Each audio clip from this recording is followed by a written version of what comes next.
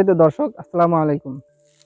মোহাম্মদ আশিকুর রহমানের ক্যামেরায় video of village YouTube channel থেকে আমি আছি আপনাদের সাথে মোহাম্মদ রাজু, এবং আমার পাশে যাকে দেখতে পাচ্ছেন তাকে আমার চ্যানেলের নিয়মিত দর্শকরা অবশ্য চিনেন, আর যারা চিনেন না তাদের সাথে পরিচয় করে দিচ্ছি।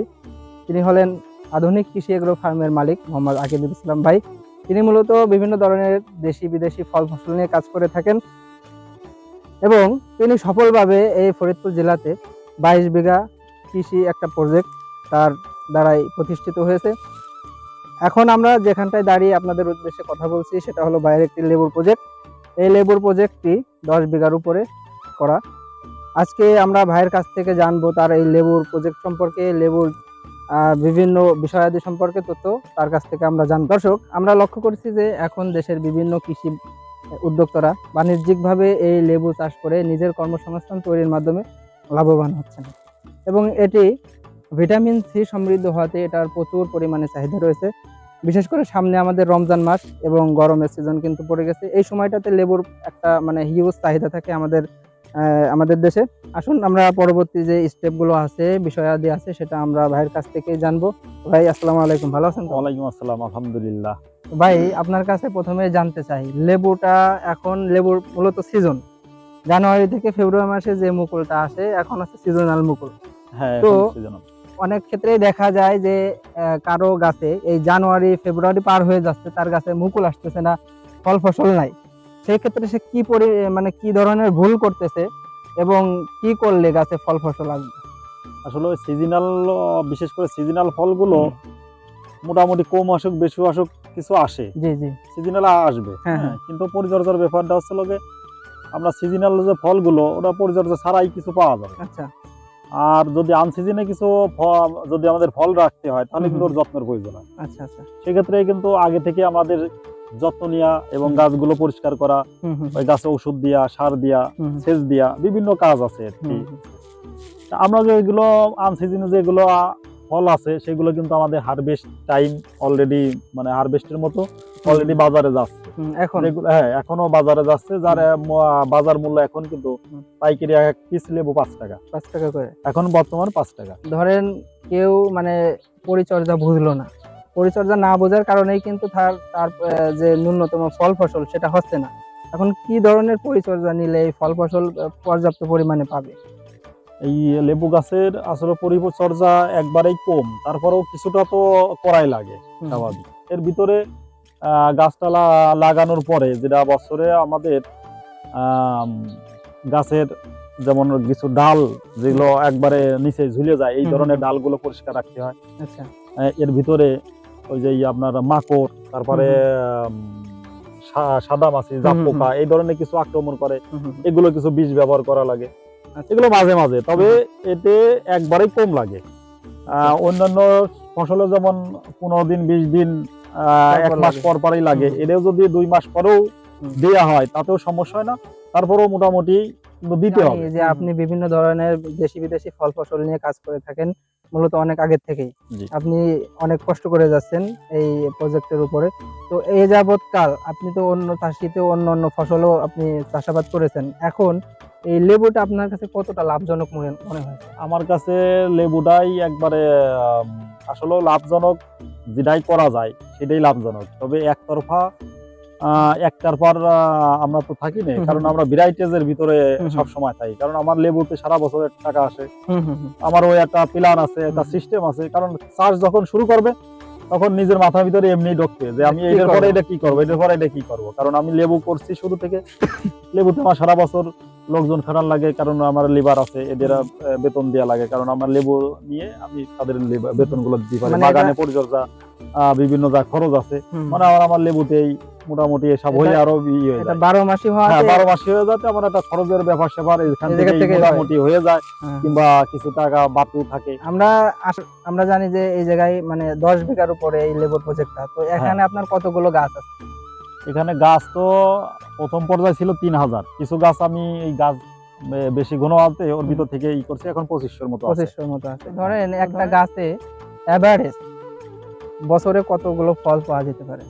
একটা গাছে 1 বছর পর থেকে একটা হিসাব আসে, কারণ প্রথম বছরে কোনো হিসাব করা যায় না, কারণ গাছটা ফল ধরে শুরু হইতে 1 বছর শেষ হয়ে গেলে পরের বছর থেকে যে হিসাব আসে তাতে একটা গাছে আপনার সর্বনিম্ন 1000 লেবু হয়। আচ্ছা 1000 থেকে আপনার গাছের কোয়ালিটি অনুযায়ী 2500 পর্যন্ত হওয়া সম্ভব। এখন এখন তো লেবুর মার্কেট আপনি বললেন যে 5 টাকা করে পাইকারি হ্যাঁ, পিস। এখন 5 টাকা মানে এই লেবুর মানে দামটা সবচেয়ে বেশি কোন সময়টাতে? এই বেশি দাম থাকে হলো রমজান মাসে। রমজান মাসে। রোজার সামনে তো মাসে আমাদের রমজান। পর্যাপ্ত দাম হয় লেবুর, কারণ ওই সময় প্রচুর চাহিদা, সবাই লেবু করে, লেবু কেউ লাগবে। বাদ যায় না, আচ্ছা প্রত্যেকের লেবু লাগে। আমাদের দেশীয় যে লেবুটা ওইটা কিন্তু মাত্র ফুল আসা শুরু করছে, হ্যাঁ ওইটা আরো সময় লাগবে।